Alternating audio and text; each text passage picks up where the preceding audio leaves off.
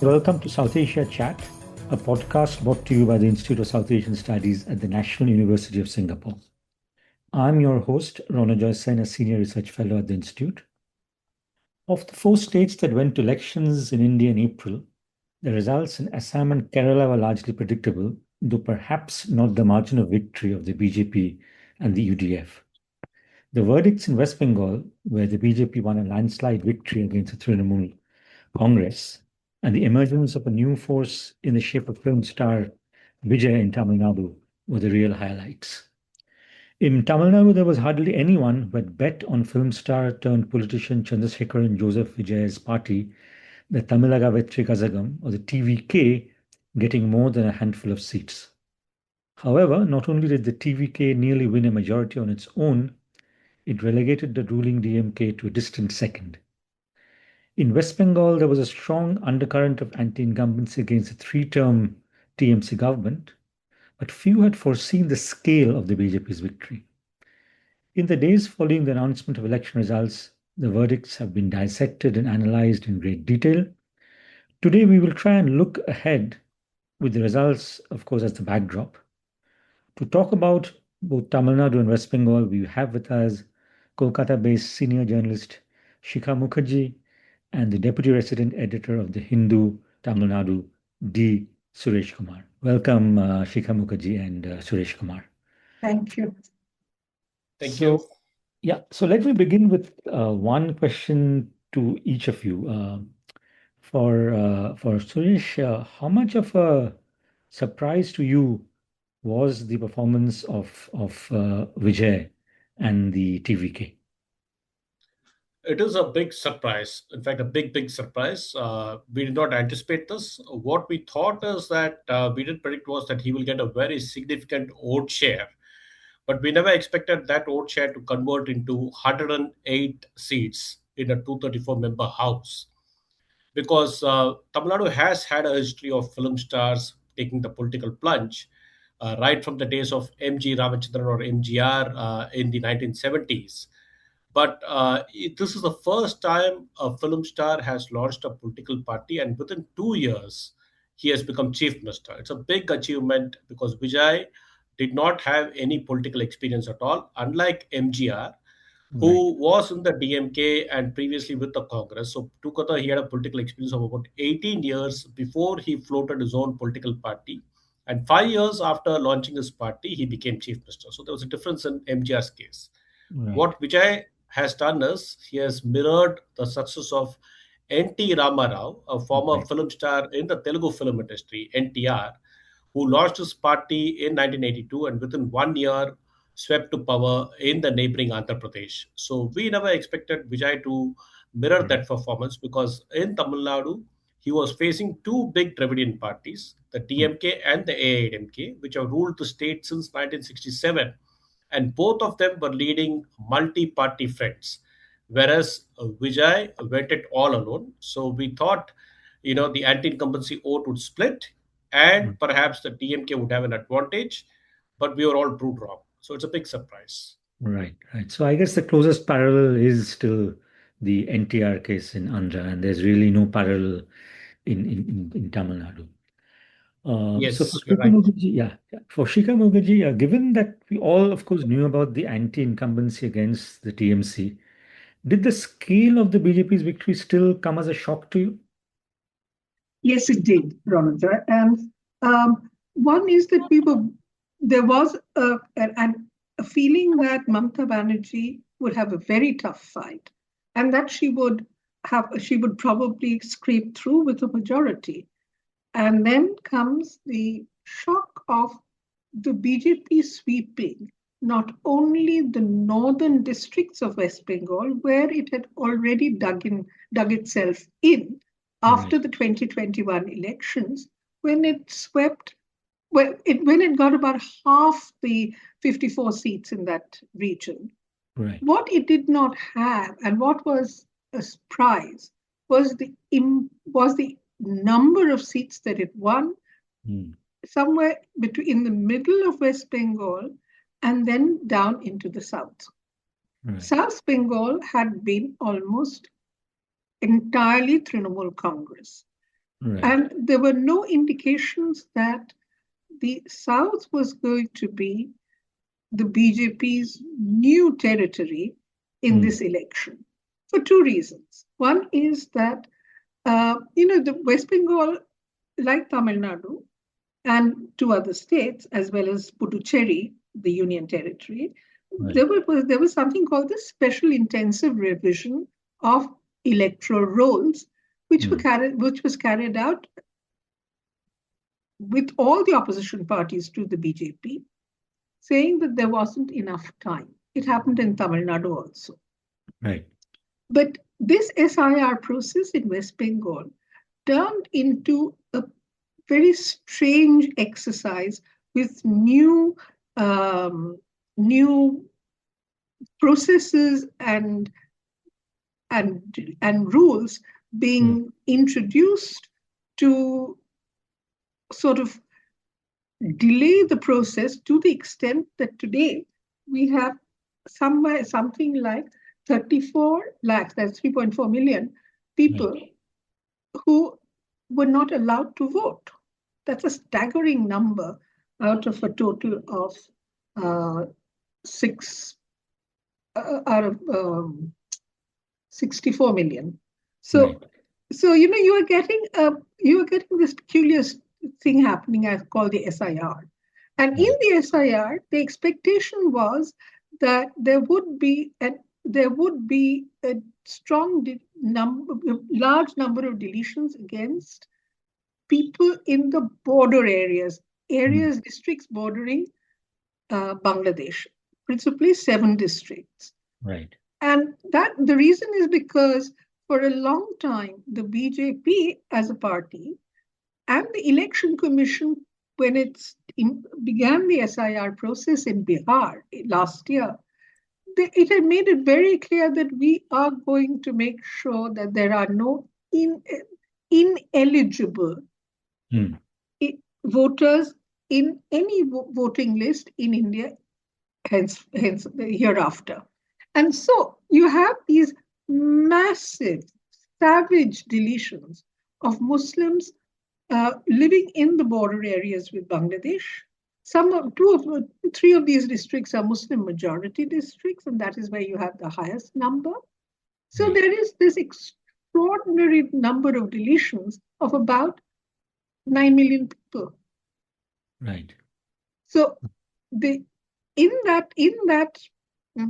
northern part of West Bengal, where northern and central part of West Bengal, where 3 of these districts are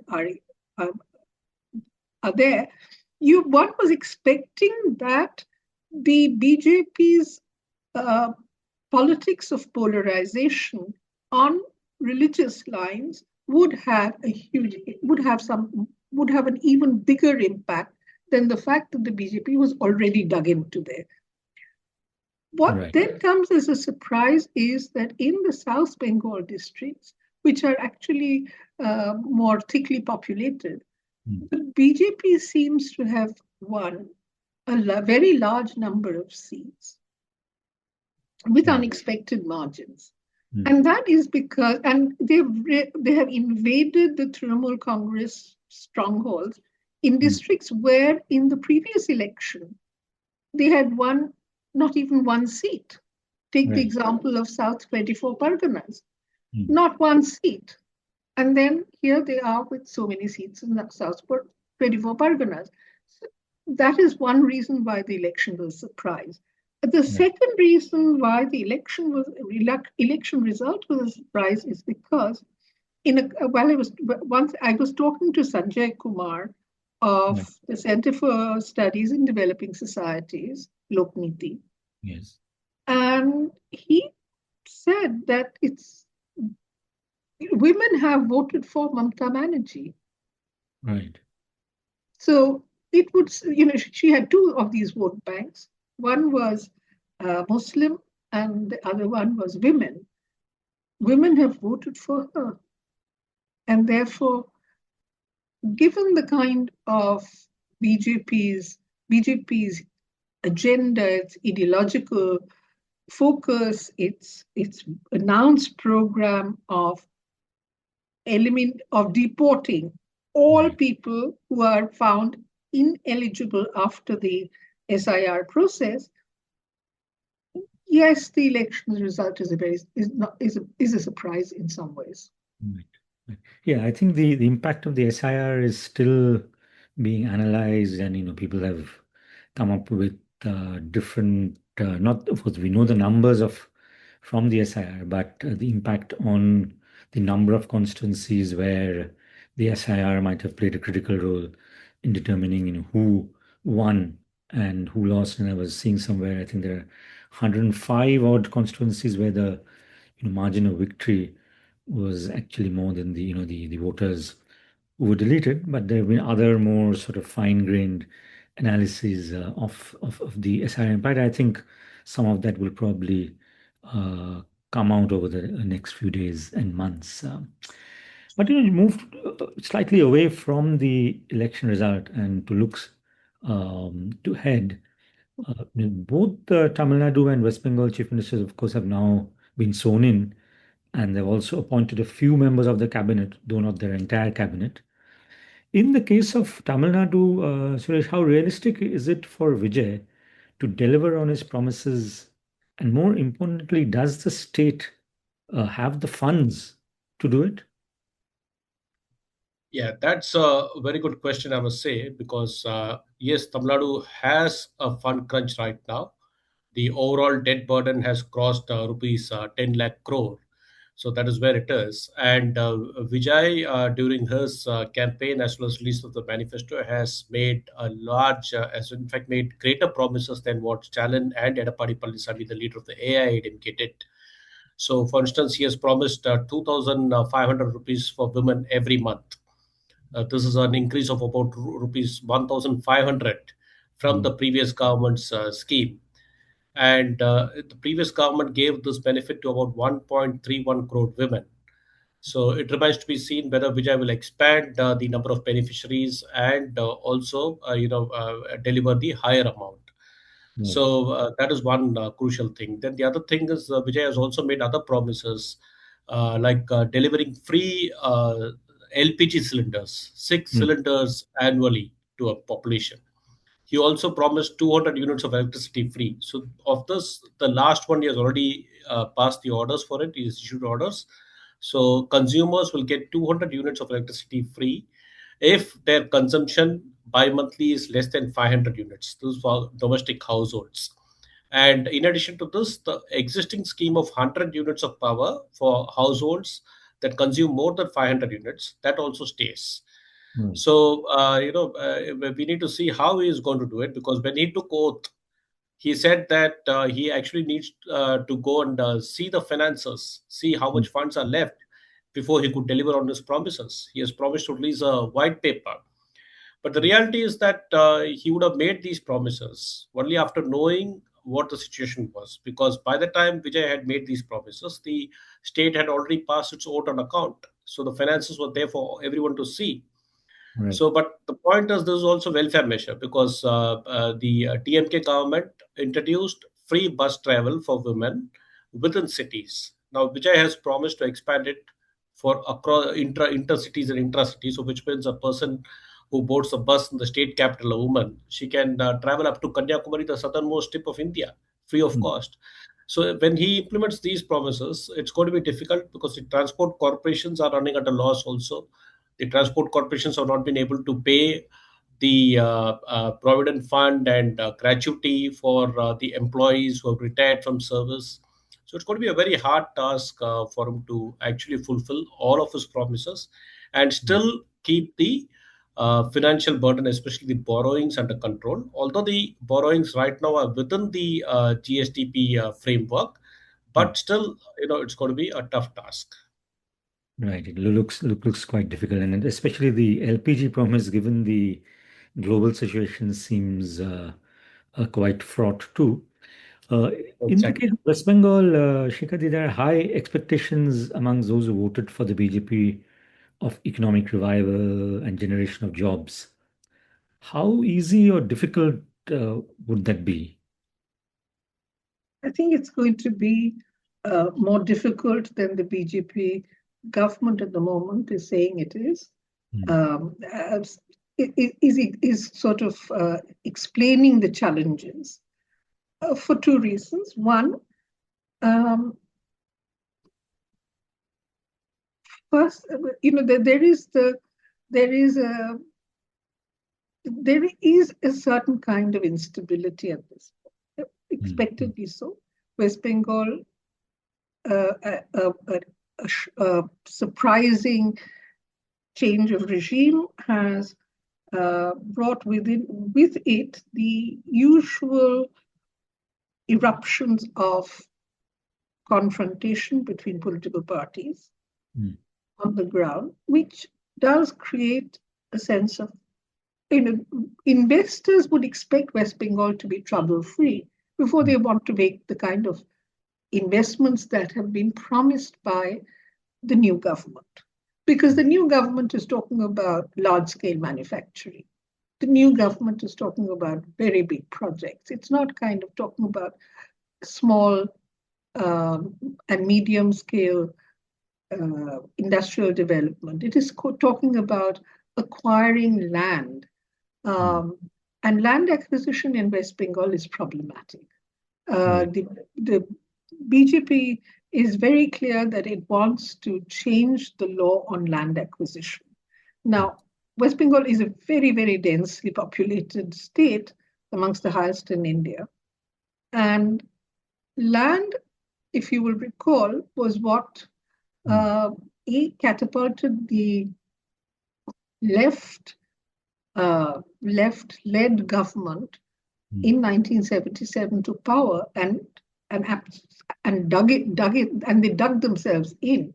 based on the kind of changes they brought to land ownership, tenancy, and devolution of power to the rural areas. So the land issue then became the critical point, tipping point against the left regime of 34 years, when Mamata Banerjee said that land acquisition, the way it had been done for a very large investment by the Tata Group Mm. on a small car, was absolutely unacceptable to the local population. It was unacceptable to the peasantry in West Bengal. And land was not something that should be acquired for industry by displacing agriculture. Mm. Now the BJP is talking about changing the law and saying that no, we need to acquire the land. Government needs to acquire the land to give it to the investor in order for investments to come up. Mm. Um, how exactly this is going to work out is difficult to estimate at this point, because post the eviction of the Tata project from Mm. a place called Shingur, Right. post the violence in a place called Nandigram in Mednipur, where Mm. land was meant to be acquired for a very large petrochemical and chemical complex, there has been a reconsideration in the public sphere in West Bengal. It says that no, perhaps that was the wrong idea. Opposing it in that way was wrong because it frightened away investors.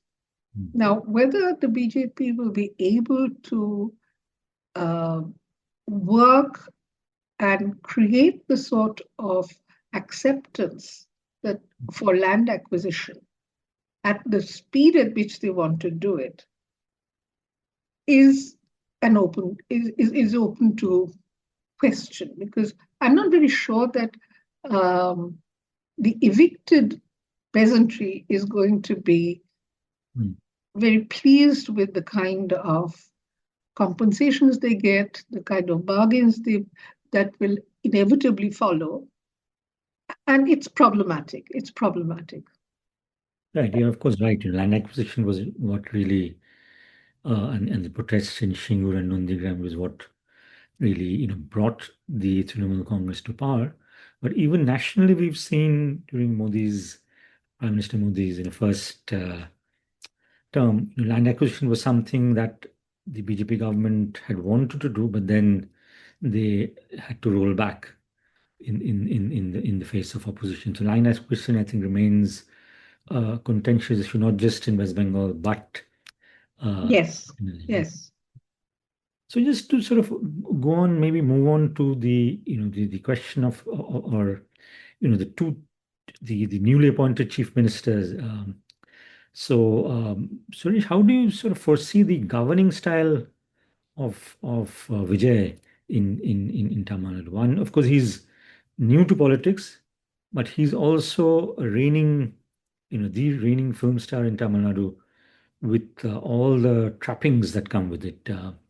So, any insights into what his governing style might be? Of course, we are starting off on a blank slate, so it's all a little conjectural, I guess, at this point. Exactly. It's been about 6 days since he took charge as Chief Minister of Tamil Nadu. And as a film star, he had insulated himself from public.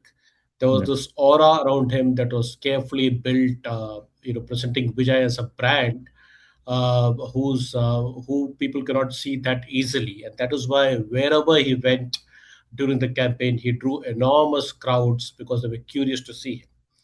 And after he became chief minister, also the last few days, we have all seen whenever he has stepped out of office and whenever he has been en route to some place, the Mm, crowds, the moment they get the news that he's coming, they just gather around, and the police actually have to physically rein them in using rope barricades.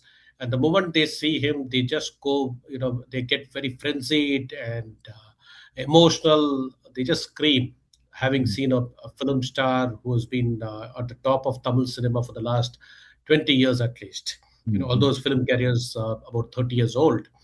So he needs to make himself more accessible to people so that the people don't crowd around him, so that they do not see him as somebody who's not inaccessible.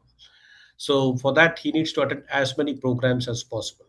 So far as his governance style goes, right now, what he has done is he has actually taken steps to implement some of the promises that he made. So he's already women's safety, which was placed as a big issue during the election campaign. He has actually constituted something called the Singapen Task Force. mm, And besides, he has ordered the closing down of 717 liquor outlets that are mm, located in about 500-meter radius of educational institutions and places of worship. And he has also ordered task force. He has increased the number of task force that will crack down on the availability of narcotic substance. So these steps he has taken, mm, but he is very image conscious. mm, So he needs to ensure that that barrier is broken, and he must, despite being a film star, he should try to be somebody like MG Ramachandran or MGR, mm, who would move along with the people, who would hug people when he sees them. So that sort of a proximity and that sort of a trust he needs to build. Because if this aura, this cult-like culture following it continues, then it will be very difficult for him to discharge his day-to-day duties.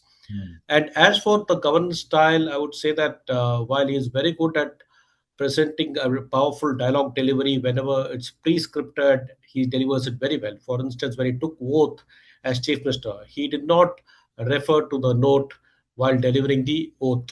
He had mm, memorized it and made a very powerful delivery.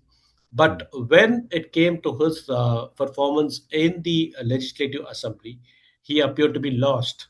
He mm, was not able to offer repartees immediately. He was frequently referring to his speech notes, and he was only reading out what was given to him. So that, of course, I think over time he will learn, because being in the assembly is not an easy task. You need mm, to be aware of the house rules, the procedures, and the kind of words that he used during his campaign that cannot be said in the assembly. So mm. here he needs to be more responsible. He is talking to a more mature audience here. So those things he will learn over time. That's my assessment at the moment. And the question of accessibility, I believe that even during the campaign, you were talking about how he insulated himself, and there's an aura around him, but he does not speak much to the media too, right? He did not speak. Yes, Mm. after taking the political plunge, he has never spoken to the media. In Oh, fact, you'll be surprised to know that for the first time, perhaps in the world, the announcement of the launch of a political party was made on social media, on Right. X, Right. right? And every event that he has organized after that, the media has no direct communication. It is all put up on X. The Right. journalists just go there to cover it because their bosses want them to cover the event. Mm. So he has not given a single interview. He has, of course, had some private audiences with some journalists, but nothing on record. So this is the first time when even I'm seeing for the first time a political party where the cadres have not been able to see him in close proximity, where they've not even visited his office, because every other political party we have been to the headquarters of those respective political parties, met the different leaders. Mm. Here, even entering the Tamalaga Vetricalagam headquarters, which is in a suburban place about 25 kilometers away from the heart of the city, Mm. journalists have not been allowed, party cadres have not been allowed. So he is like built this aura around him, Mm. where there are bouncers around. Of course, now the bouncers have been replaced by the policemen. So he Sure. looks for that sort of a insulated lifestyle.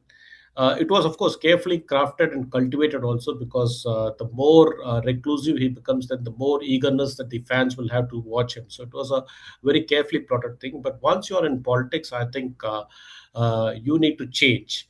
Although he won this election not entirely on the strength of political speeches or political programming, because this entire election was largely won by the reach that he got through Instagram, through Facebook Reels, and through the X platform, which is very surprising, very different from the elections that we have seen in the past. And for the first time, we saw young children, aged even below 10 years, being used as a political tool to campaign for Vijay. In his Right. last campaign address, he asked the children specifically to pester parents just like they would do when they wanted a Kinder Joy or a chocolate. Right. He said, you pester your parents in such a way that they vote for Vijay Mama, that is Vijay Uncle, and give this Vijay Uncle a chance. And Right. its impact was something unimaginable because we saw children putting out videos. We heard parents, grandparents tell us that they voted for Vijay because their children or grandchildren asked them to do so. And Vijay himself has acknowledged it in his victory speech that was delivered after he took oath. He said this election victory would not have been possible but for his young fans, the Right. little children. So he has thanked them. Now he Mm. needs to change all this. You cannot use children as political capital. You have to be more responsible as a chief minister and use children for education purposes, Mm. not for political purposes. So we need to wait and see how he does that. Mm. And of course, that says something about the role of digital media and social media in election campaigns today.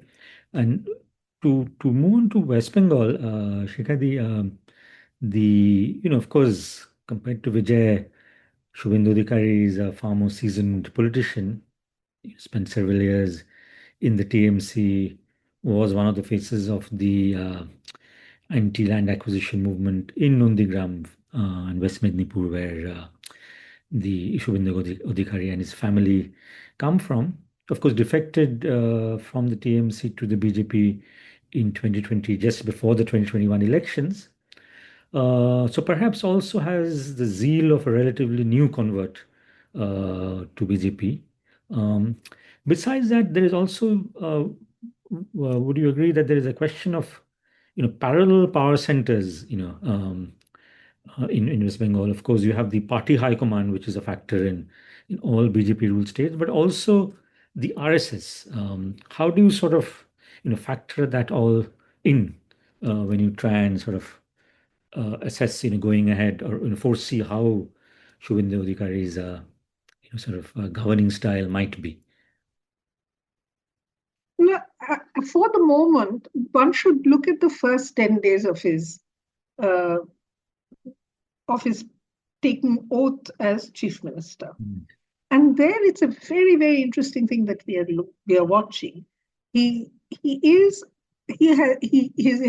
his style of functioning is a bit like another neo-convert, Mhm. Hemanta Biswa Sharma, the chief Right. minister of Assam, who also moved from the Congress Mm. to the BJP, but some time ago. And then one sees that for the first time in West Bengal, we are seeing the bulldozers being used to raise illegal constructions um, in different parts of the state. And that is very much in the style of the Uttar Pradesh Chief Minister, Yogi Adityanath. So there is, and then when one finds that there's Shubhendu Adhikari is seemingly wanting to project the BJP as a party that believes in being tough and delivering welfare to the people. The reason why I'm saying this is because, first and foremost, Shubhendu Adhikari doesn't have a lot to think about in terms of policy. The policy agenda of the BJP government, whether at the center or in the states, is more or less fixed, because they have what the Prime Minister calls the double engine sarkar, meaning the same party in power in the center and the state, and they have a template. But what's interesting is the way in which he's going about getting his doing what he is required to do. Now, if there is, you referred to the RSS as a factor. The RSS is not working on the front. It's not transparent. It's not open in that sense. We can't really assess, except in a few months' time, when the influence of the RSS will become more visible. But at this point in time, what one is seeing is that the BJP is trying, in West Bengal, is trying very hard to project itself as a party in power. It needs to do that because its roots are not very deeply sunk in as yet. And in order to do that, they need to have a chief minister who is seen to be leading from the front. That is because we have this problem of very quote unquote tall leaders being chief ministers in this state. So the RSS factor is on the ground. It is not visible, but it will become visible. And the reason why one can begin to see its influence is in two decisions. One is there have been sporadic incidents across the state of people being told that they cannot pray on the streets.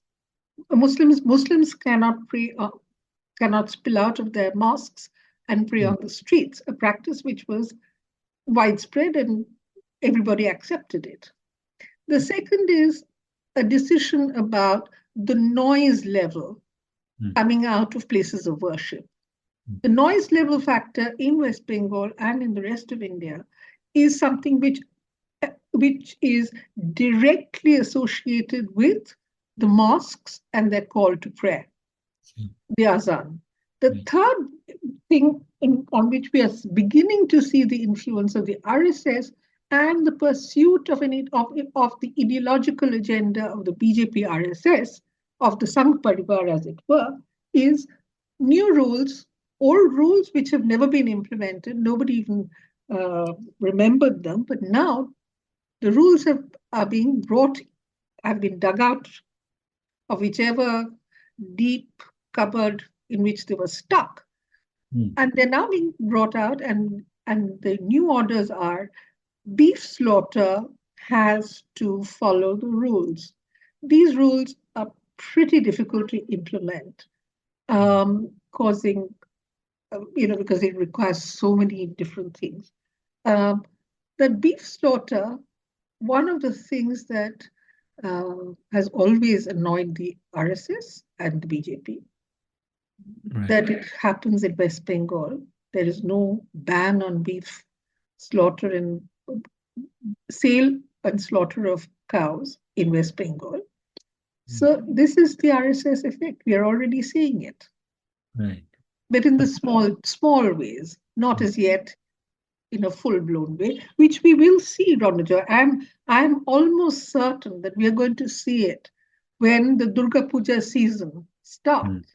Mm. That is when the RSS agenda will be far more prominent, far more transparent. We will see it more visibly. Right. And of course, there's also been some talk or speculation that Dilip Ghosh, who's an RSS man, is already in the cabinet, and there's been some talk that he might be the deputy chief minister, or one of the deputy chief ministers, when the cabinet expands, so that the RSS has a say in the way things are run. But that's of course still in the realm of speculation. But you're absolutely right that Himanta Biswa Sharma in the neighboring state of Assam is someone. I think there are close parallels between Shubhendu Adhikari and him. And I think I've been reading somewhere that he's quite publicly, Shubhendu Adhikari has acknowledged, you know, um, both Himanta Biswa Sharma as well as Yogi Adityanath as mentors Hmm. in both the way I think he campaigned, and of course going ahead, possibly in his style of governance. So we've been talking mostly about the victors, which is often always the case, but there is also the question of the losers and the state of the opposition in both states. So in Tamil Nadu, we see for the first time in several decades a disruption of the bipolar politics, of the duopoly of the two Dravidian parties, the DMK and the AIDMK. Of course, post-election, we've seen a split in the AIDMK with one group backing Vijay. So, Suresh, how do you see the two parties, especially DMK, placed to function as an effective opposition and rebound in future elections? Yeah, for the DMK, being in the opposition is not a new thing. In fact, they have been out of power for about 13 years when MGR was around, and then they rebounded and returned to power. Likewise, when Jayalalitha won with a massive mandate in 1991, the DMK was reduced to just two members in the assembly, but then they came back in 1996 stronger. So the party is used to sitting in the opposition benches for a longer period. And even after that, if you notice from 2011 to 2021, 10 years, the DMK was in the opposition. So it's not something new for the party.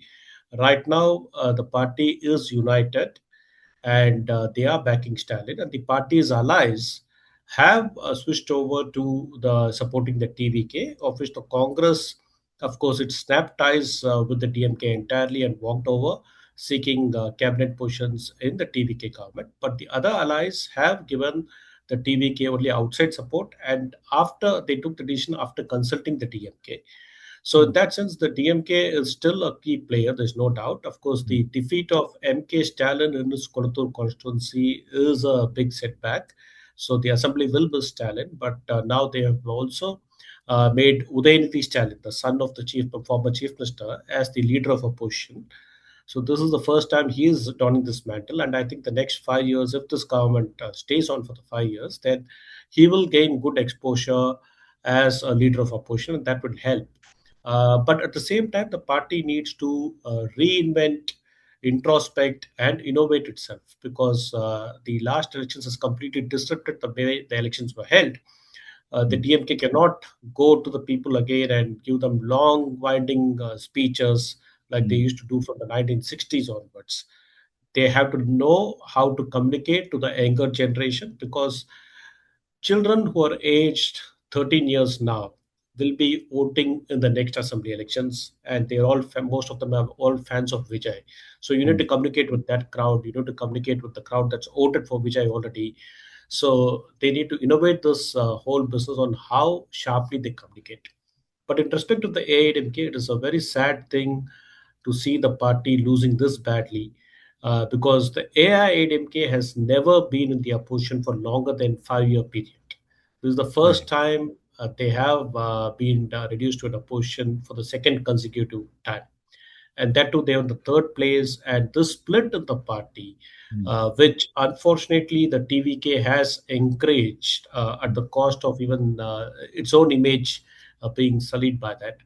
mm, This rivalry, where 25 of the 47 elected legislators have now backed the TVK government, is something that is going to pull down the party, mm, because I think because the AIDMK had supporters who are always attracted to charismatic personalities like MGR and Jayalalitha, mm, they would slowly be drawn towards Vijay. It's already happened. Some of the sympathizers of the party have moved towards Vijay.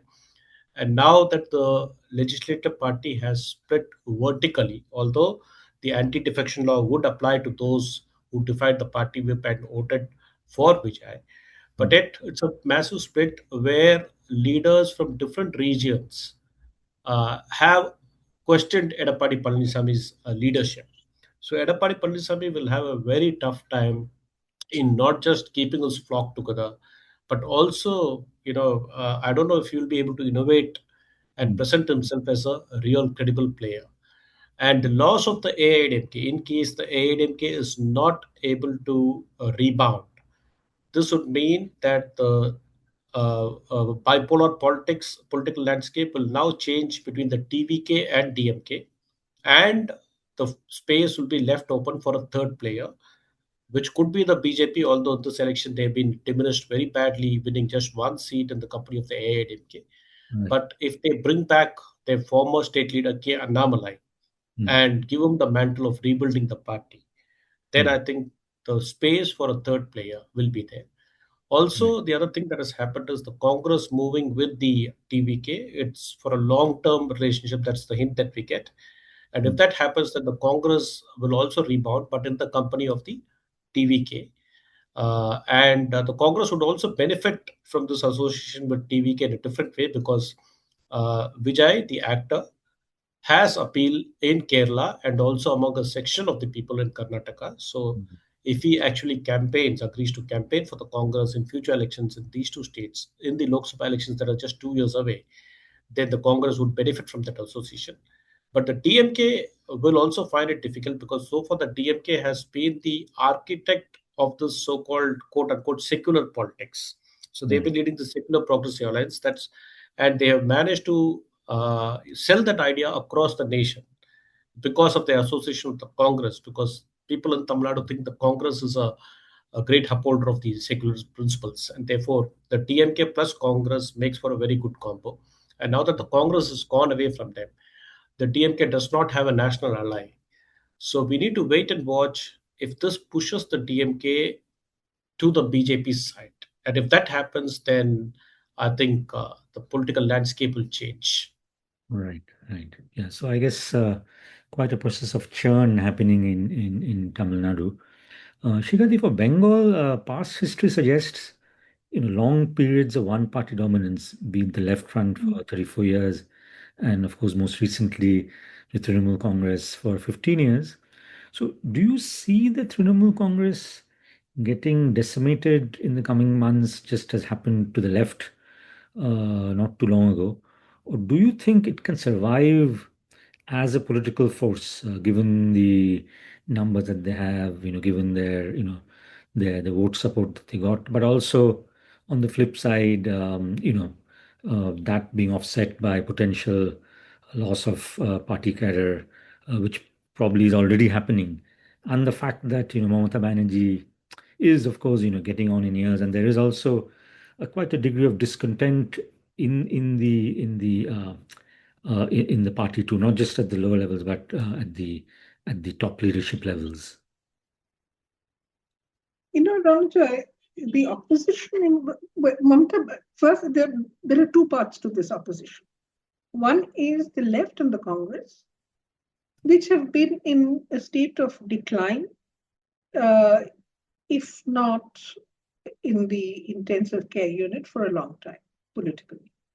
Uh, and then there's Trinamool. Trinamool is a party that brought with it the politics of defection into West Bengal. Right.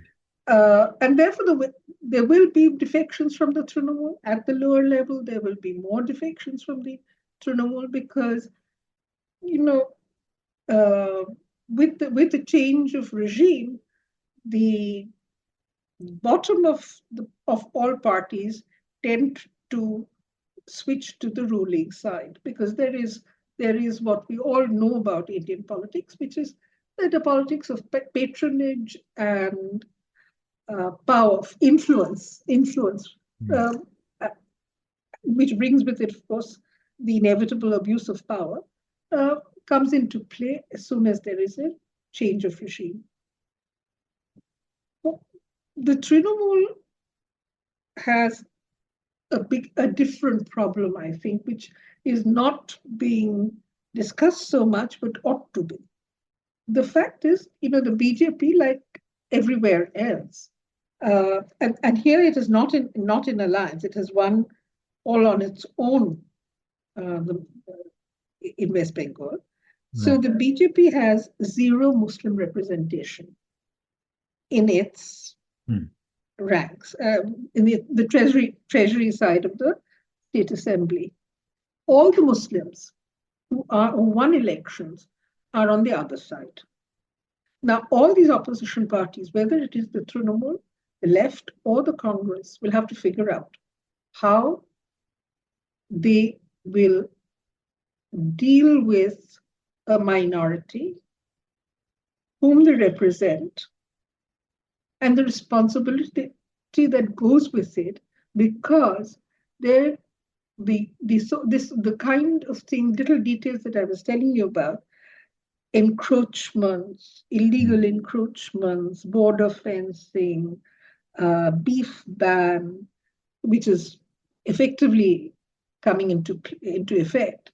And all of these things are going to be challenges that the opposition will have to figure out how to handle. For the first time in West Bengal, we are seeing from 1937, actually, almost 90 years, there is the Muslim is not represented in power. It does not have a share in power. So at the level of the opposition, the challenge is, how does the Trinamool keep its ranks together?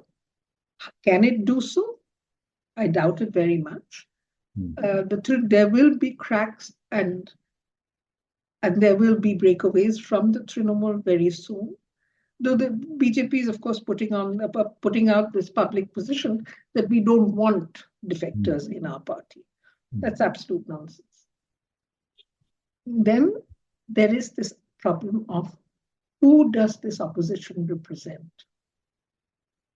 It certainly represents a large section of the population, almost as actually slightly larger numbers of people than the BJP on its own does. And the second bit is, of this, there is one large chunk of people who need to be represented because they've always been represented and they have always shared power as equals in West Bengal politics. How is the opposition going to handle it? Is it going to, we have begun to see this in Indian politics very strongly, that the Hindutva politics has pervaded all political parties, regardless of what their secular positions are. The Congress does soft Hindutva, Mamta does soft Hindutva, the Congress does in various places, it engages in its own version of localized soft Hindutva.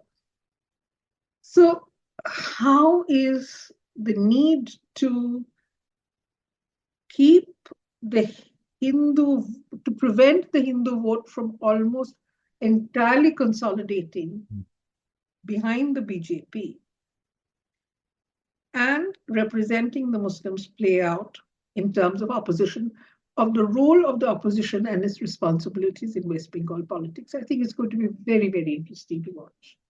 Right. Yeah. So I guess interesting times, if nothing else. And I think we've probably gone on a bit longer than one anticipated. But so finally, to both of you, some thoughts on the national scenario and what the results mean for the future of regional parties and the one-party dominance of the BJP that we are in right now. Would Suresh, do you want to go first? Take a stab. Yes. Yeah, I think that's a very valid question that you raised because the regional parties have played a very crucial role in raising voices of federalism, and the TMK was at the forefront of it. The TMK was leading in terms of organizing meetings of chief ministers to oppose the delimitation exercise that the center had planned, and it has been very vocal in opposing center's dominance in respect of issues that concern state autonomy.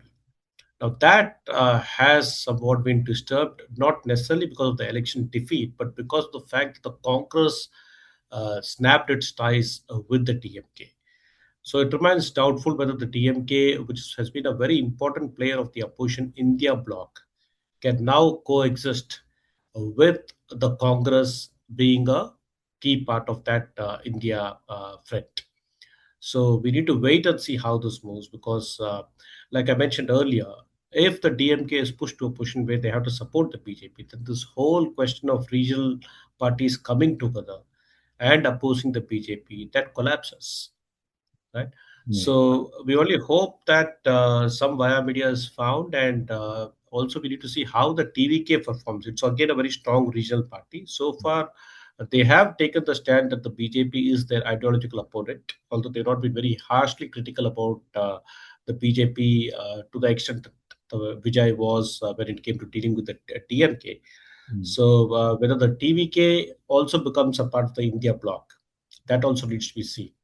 But then there are players like the Samajwadi Party who have already extended support to the DMK. In fact, very recently, the Samajwadi Party leader very subtly put out a message saying that we will not let down our allies in a crisis. And he had shared photos with Mamata Banerjee and with Stalin, indirectly hinting that the Congress does let down its allies during a crisis. So possibly these parties will have to come together and reinvent, innovate themselves, and put up a challenge. But it's a very tough call, I would say. Right, right. And Shikha, your thoughts? Well, I think it's going to be fascinating to watch because Mamata Banerjee was an icon of the India alliance. Parties like the Samajwadi, as Mr. Kumar was saying, um, are going to have to reconsider how the West Bengal election, as it has played out, between the SIR and the kind of high voter turnout and everything else, how that is going to hurt them. They were hoping and praying that Mamata Banerjee wins so that they have someone to um, share their concerns with. But anyway, regional parties are going to feel weaker at this point with the loss of the Trinamool Congress and the decimation of the CPIM. CPIM is nowhere in power in India anymore. Right. I think the fact that the left is not in power is also going to impact how the relationship between the BJP and the opposition plays itself out. If for an India alliance to survive, which is what happened, the 2004 where 24 election result was a consequence of the partial success of the India alliance. But how that works out in 2029 remains to be seen, because if the opposition is cracking up, the splits and splinters within the Dravidian parties in Tamil Nadu, the Trinamool, we are anticipating that the Trinamool will be weaker. Samajwadi Party is worried about the elections in Uttar Pradesh in 2027. And the Congress being as chaotic as it is, And today, because it has ditched the DMK, how that relationship will work out in the India alliance is another question.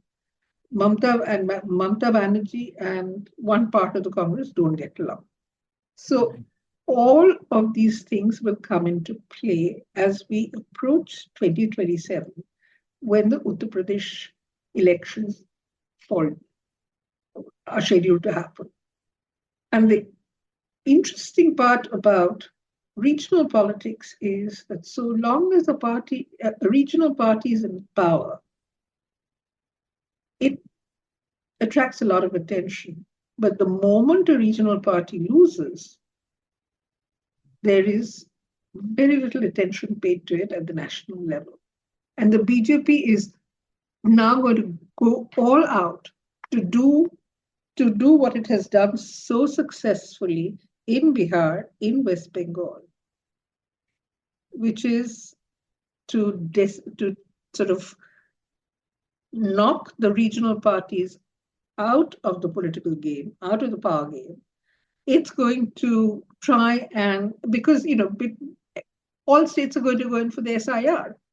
And so between the SIR and the higher voter turnout and the kind of narrative and the power of the BJP is, BJP as an organization has done extremely well in using narrative and using campaign to destroy the credibility of the opposition. This is exactly what the model is. Call it the model, call it the strategy, call it the techniques of doing this, are now more or less, I think, the experiments are over. They know how they are going to do it. And that's what we are going to see. How the opposition handles it is up to the opposition. The opposition is vulnerable because it's so divided. The regional parties are even more vulnerable because they are open to the BJP's strategy of nibbling away and eroding their strength. And it is very, very difficult to counter the narrative that the BJP uses and the enormity of its resources, enormous resources, and the way in which they are controlling the entire discourse of the opposition as well as the ruling parties. It's going to be very, very difficult for the opposition unless they can get together and resolve some of their differences, figure out how they're going to handle this, because it will all play out in 2027 when the next round of state elections comes along, and then it will play out in 2029. By which time the BJP obviously has plans on making the one nation, one party idea a reality. And then it will bring into play other things like one nation, one party, one vote. Right. So I think going forward, it is the opposition which is going to be weak, vulnerable, and I don't know whether the opposition can come together with all their differences. Right. Yes, so I guess tough times for the opposition, and in the face of what you call it, a model that's proved to be quite unstoppable for various reasons. So on that note, I'll have to bring today's conversation to an end. Thank you, Shikha Mukherjee and Suresh Kumar, for sharing your insights on South Asia Chat. You were listening to South Asia Chat. To learn more about our work, please visit us at isas.nus.edu.sg. You can also get updates through social media. We are on Twitter or X, LinkedIn, Facebook, and Instagram. South Asia Chat is also on Spotify and Apple Podcasts. Thank you once again, Shikha Mukherjee and Suresh Kumar. Thank you, Ronojoy. Thank you. It's been a pleasure.